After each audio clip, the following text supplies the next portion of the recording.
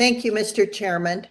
Like many members of this committee, I'm alarmed by the revelations of the Wall Street Journal article demonstrating the disturbing conclusions of Facebook's own research.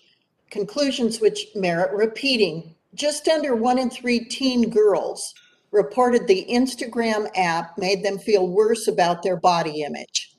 Another significant portion of users also reported increased feelings of anxiety, suicidal thoughts, depression, and eating disorders as a result of the app's use.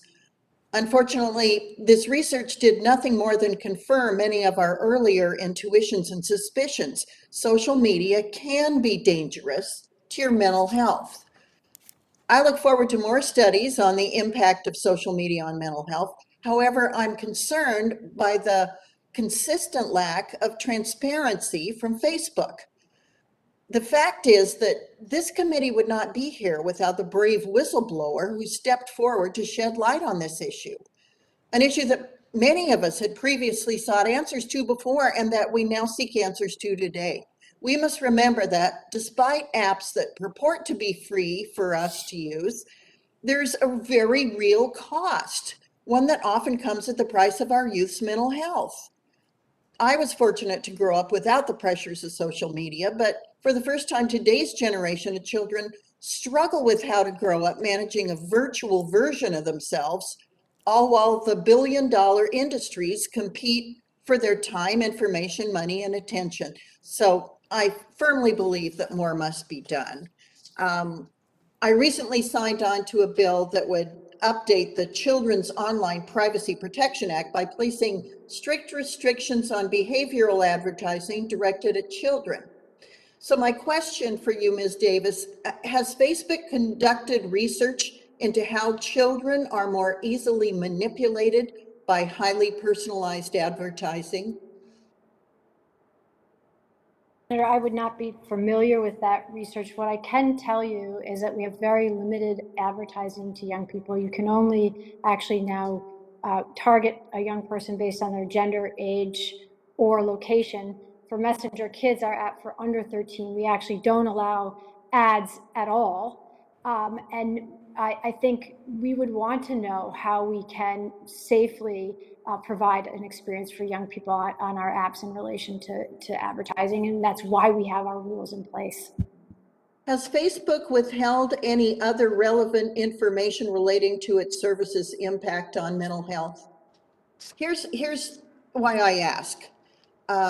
When asked during a congressional hearing in March of earlier this year about the impact of social media on children's mental health, Mr. Zuckerberg responded, and I quote, "The research that we've seen is that using social apps to connect with other people can have positive mental health benefits. That's only one side of the coin." This answer clearly only told part of the story. These documents reveal Facebook knew that. How can Congress or Facebook users have confidence in the credibility and safety of Facebook moving forward? And is Facebook withholding information about studies they've done on negative mental health consequences? Thank you for your question, Senator. Actually, I would say that the one-sided and misleading reports actually were in the Wall Street Journal, which didn't provide the full context. In fact, the research showed that more people, actually more teens, found the Instagram use helpful when they were struggling with these particular issues.